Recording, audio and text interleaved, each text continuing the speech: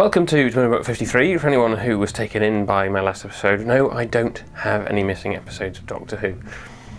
This time we're going to look at cliffhangers in Doctor Who, and I'm going to give you a rundown of my top 10 ever. My reasons for picking them range from the iconic and scary to those that stick in my mind for one reason or another. I'm sure you'll have your own favourites, and if you write in asking why I haven't included X, Y or Z, I'm sure I'll kick myself for not including some of them. However, these 10 were the ones that sprang to my head when I was compiling the list. So here we go. At number 10, Pyramids of Mars Part 1. I bring Sutek's gift of death to all humans. Now this is one of 3 Part 1 cliffhangers that I've got in my top 10, and there would have been a 4th if I hadn't stopped myself from including more than one cliffhanger per story. What sticks in my mind about this one is that it features the demise of a character who's been thoroughly unpleasant for the entirety of the episode, and yet he's dispatched here with 3 episodes to go, and it leaves you wondering what kind of villain is the Doctor going to be facing for the rest of the story. Fortunately, the reanimated corpse of Marcus Scarman lives up to expectations, making this one cracker of a story. At number 9, the Daleks, the Dead Planet.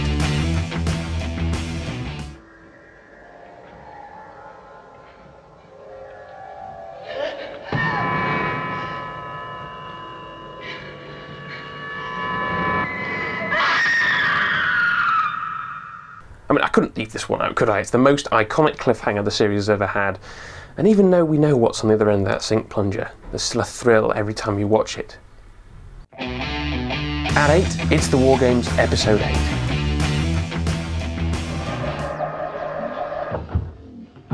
Carstairs, Doctor. Zoe.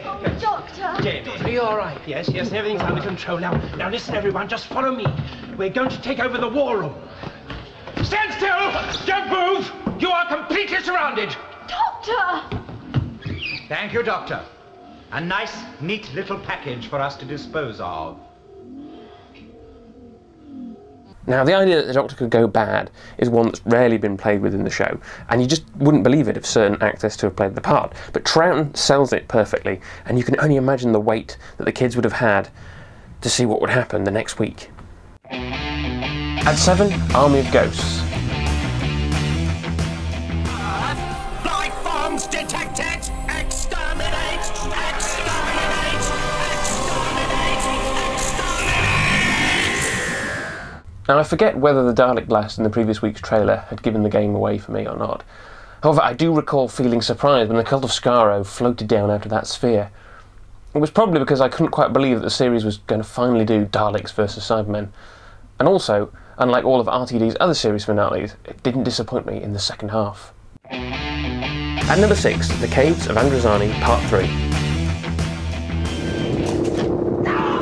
Now, my slip hands in the air over here! Why?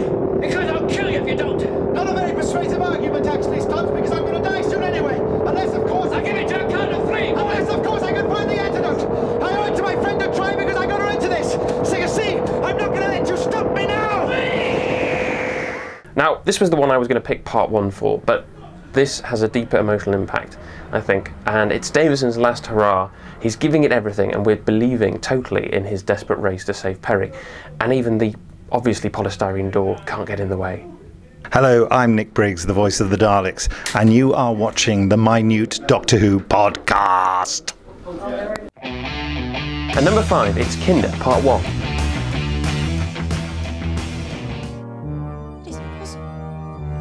You're all under arrest. You have neither the power nor the right to arrest us. You forget!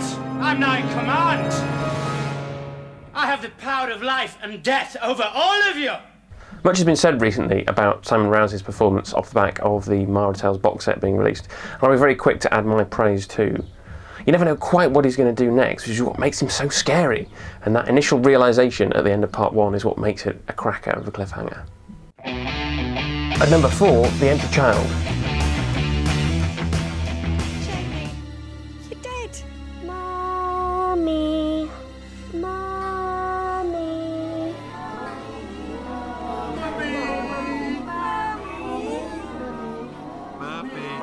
Mummy. Mummy. This was the first decent cliffhanger of the new series after the awfully edited climax to Aliens of London. The extremely freaky, "Are you my mummy?" is what everyone remembers about this story, and to have a crowd of gas-masked zombies saying it over and over is a terrifying image. However, what makes this cliffhanger great is the way in which it is resolved, a way that fits the plot so well. At 3, The Trial of a Time Lord, Part 9. Now I'll go first. We don't want you breaking your neck. At least not until...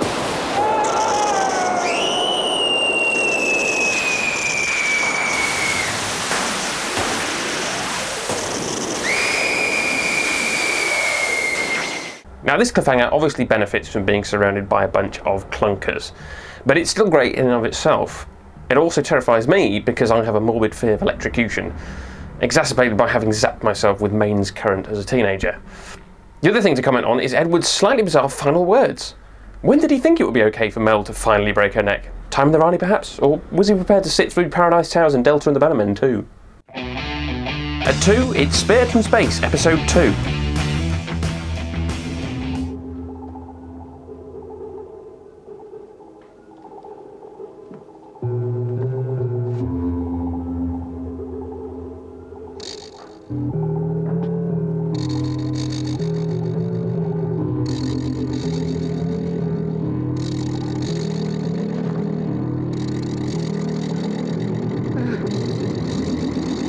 Now I think that Derek Smee ought to win an award for playing scared in this story.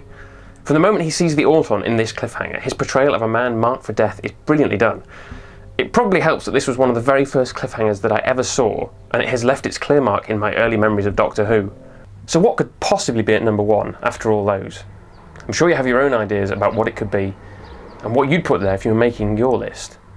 However, I'm sure you'll be surprised unless you've ever had a conversation with me about it. And so at number 1, it's The Power of Kroll, Part 2.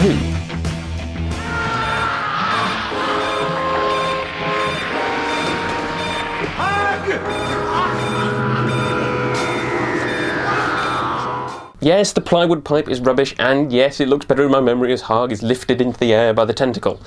But it's still brilliant. This story, I think, gets unfairly maligned. After all, it is Robert Holmes' first stab at what would eventually become the Caves of Androzani. The idea of being eaten by a giant squid is pretty awful, but the fact that we never see it happen is what makes it so terrifying in this instance.